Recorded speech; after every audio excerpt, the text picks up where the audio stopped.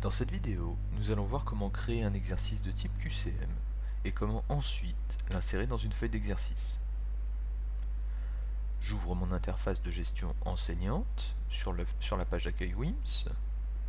Je me dirige dans le menu de gauche sur Nouvel exercice. Là, je monte et je vais voir les modèles préparés.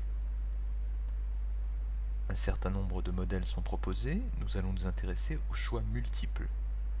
Premièrement, observons une démonstration des potentialités de cet exercice. Vous avez un texte explicatif, un certain nombre de réponses. Le modèle me convient, je vais aller l'adapter à mes besoins. Cliquons donc sur le bouton Adapter, ce que j'aurais pu faire directement dans le bandeau précédent. Je vais donner un titre. Mon titre sera Dany va au cinéma. Mettre le nom d'auteur et l'email. Alors, une étape importante, le nombre de choix à présenter. Je souhaite qu'il y ait un choix parmi 4 réponses possibles et que parmi ces 4, une seule soit bonne. Je vais maintenant vider le texte explicatif de son contenu, noter la présence du tag BR avec un slash qui permet de forcer un passage à la ligne. Donc je mets le contenu de l'exercice que j'avais moi-même préparé. Il s'agit de Dany qui va au cinéma. Son film commence à 18h45 et dure 137 minutes. Point. Passage à la ligne.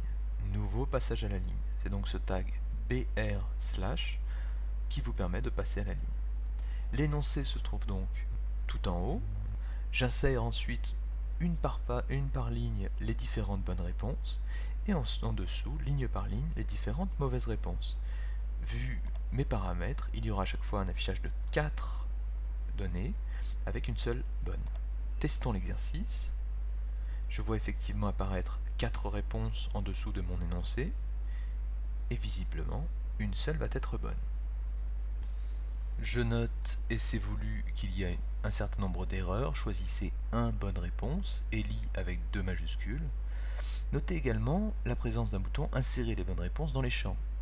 Si vous cliquez sur ce bouton, cela vous permet d'insérer la bonne réponse et donc de tester le comportement de votre exercice.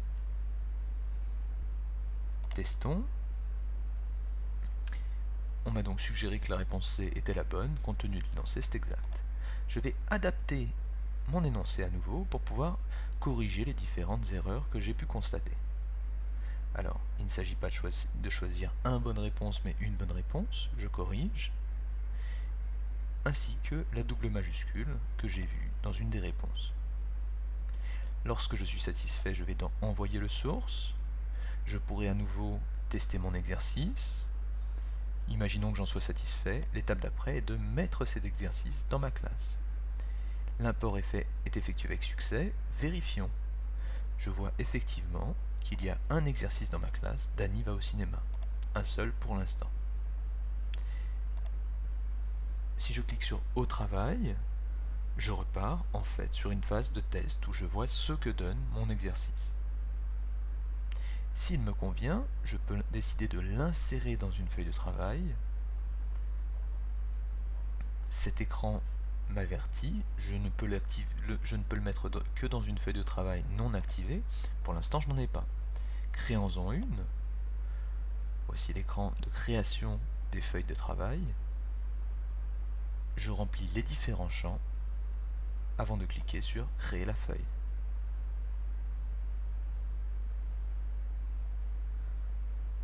Cette feuille n'a pas encore de contenu, curieusement, puisque je l'ai créée exprès pour insérer l'exercice, mais ce n'est pas automatique l'insertion. Il faut que je retourne sur les exercices de la classe, que je choisisse Dany au cinéma, que je refasse la procédure d'insertion dans une feuille. Cette fois-ci, il m'est proposé de la mettre dans ma première feuille d'exercice. Je valide en cliquant sur Insérer.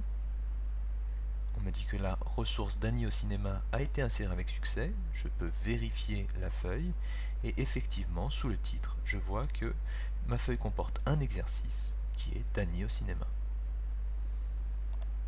Retour à la page d'accueil. J'ai ma première feuille d'exercice dont le statut est en préparation. je peux l'activer pour la rendre disponible pour mes élèves. On valide.